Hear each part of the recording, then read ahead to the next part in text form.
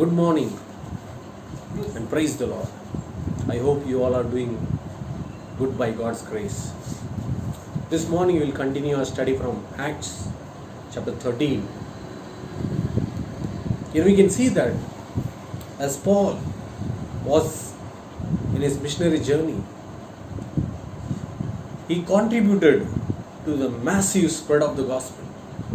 Many people accepted the Lord Jesus Christ. God used him very powerfully.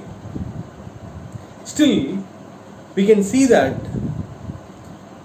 he faced opposition and also desertion,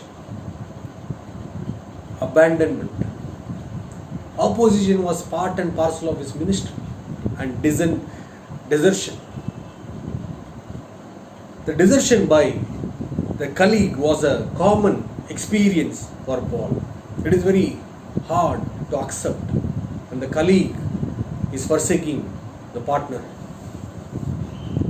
In Acts chapter 13, John Mark was the cousin of Barnabas and the son of Mary, in whose house the church was met in Jerusalem.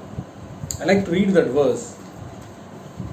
From Paphos, Paul and his companions sailed to Perga in Pamphylia, where John left them to return to Jerusalem, where Mark left them to return to Jerusalem. This Mark is a young person with a center of faith.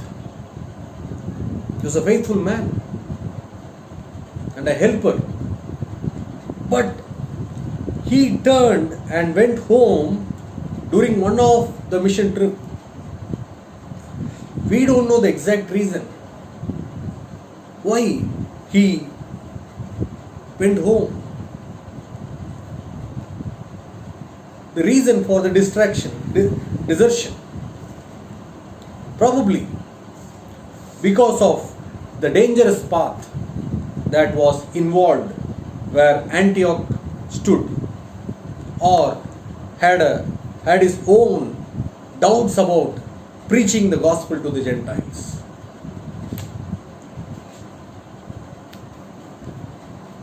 Now, initially, Paul found it hard to accept and forgive Mark because of his one-time desertion. But later, he writes to Timothy, could be just before his death. He says in 2 Timothy 4:11, get Mark and bring him with you, for he is very useful in serving me.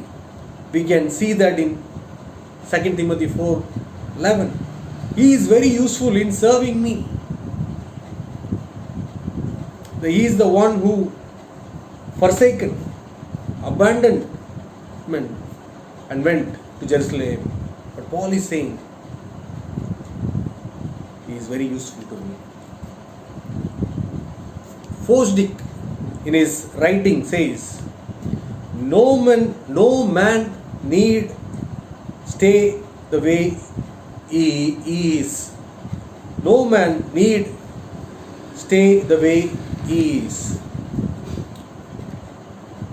We could see that to be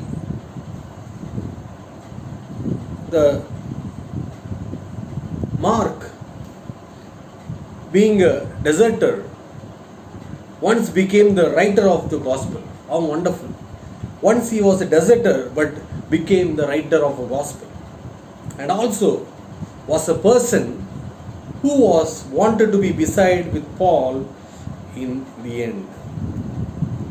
Yes, indeed, in the power of God and by the grace of God, each and every one, you and me, can be a great value and be used by God in whatever way the Lord wants to use each one of us, each one of them.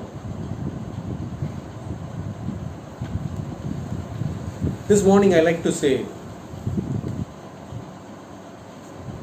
let us be a reliable companion, willing to take risk and be quick to reconcile and move on in our lives. Be reliable in our commitments. Be reliable in our word. Be reliable to fulfill our commitments and the work that entrusted to us, and quick to reconcile the way Paul is reconciling, quick to reconcile, not to keep the grudge against anyone, so that our lives may be used for the glory of God. Shall we all look to God in prayer?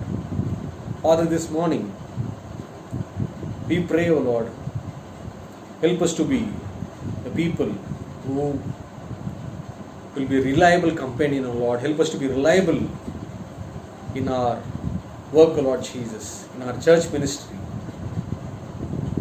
When we get any responsibility, O Lord Jesus, Lord, help us to do it for your glory.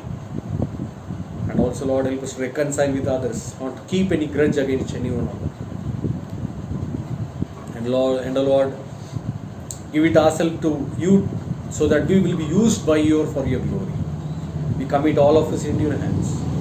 This morning, if we have any grudge against anyone, or if we fail to, Lord, stand on our word, then please forgive us. Help us to, Father, reliable. Help us to, Lord, reconcile with everyone, and help us to, Lord, forgive and forget everything, and help us to move on for your glory. We ask this prayer in the mighty name of our Lord and Savior Jesus Christ. Amen. God bless you all.